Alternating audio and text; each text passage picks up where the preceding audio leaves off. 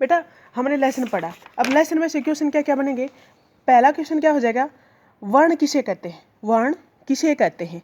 वर्ण भाषा की सबसे छोटी इकाई है, वर्ण को ही अक्षर कहते हैं, जैसे ए ई क च प आदि। इस क्वेश्चन का आंसर कहाँ से कहाँ तक हो जाएगा, यहाँ से यहाँ तक हो जाएगा। फिर दूसरा क्वेश्चन क्या बन जाएगा बेटा, वर्णमाला किसे कहते हैं, वर्णमाला किसे कहते हैं।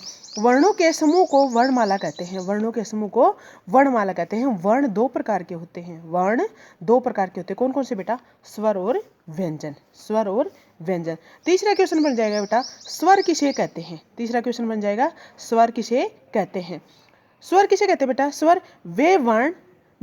वे वर्ण हैं जिनके उच्चारण में किसी दूसरे वर्ण की सहायता नहीं लेनी पड़ती, उसे स्वर वर्ण कहते हैं। स्वर कितने हो गए बेटा, 13। स्वर व्यंजन कितने हो गए, 13। इसको क्या बोलते हैं, 13 को त्रयोदश,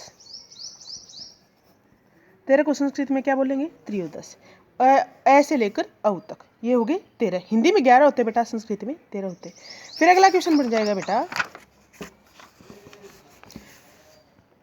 व्यंजन, व्यंजन किसे कहते हैं। अगला क्वेश्चन क्या बन जाएगा, नंबर 4 क्वेश्चन बन जाएगा, व्यंजन किसे कहते हैं। व्यंजन वर्णों का उच्चारण स्वर वर्णों की सहायता लेनी पड़ती है, व्यंजन वर्णों का उच्चारण स्वर वर्णों की सहायता लेनी होती है, सहायता से होते हैं या सहायता लेनी पड़ती है। व्यंजन 33 होते हैं, 33 को संस्कृत में क्या बोलते हैं बेटा, त्रियस त्रिंशत, 33 को संस्कृत में क्या बोलते हैं, त्रियस त्रिंशत। व्यंजनों के प्रकार, व्यंजन कितने प्रकार के होते हैं बेटा, वर्गीय अवर्गीय। वर्गीय कितने होते हैं, पंचविंशति, वर्गीय कितने होते हैं, पंचविंशति। और अवर्गीय होते हैं बेटा 8, अवर्गीय होते हैं 8, अवर्गीय कितने होते हैं, 8,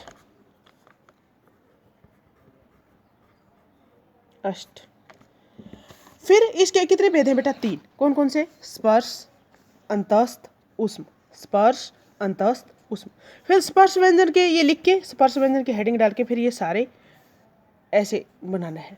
फिर अंतस्थ के, अंतस्थ कितने वर्ग, अवर्गीय हो गए बेटा 8, अंतस्थ कितने हो गए, चत्वारह, 4 को क्या बोलते हैं संस्कृत में, चत्वारह, य र ल व।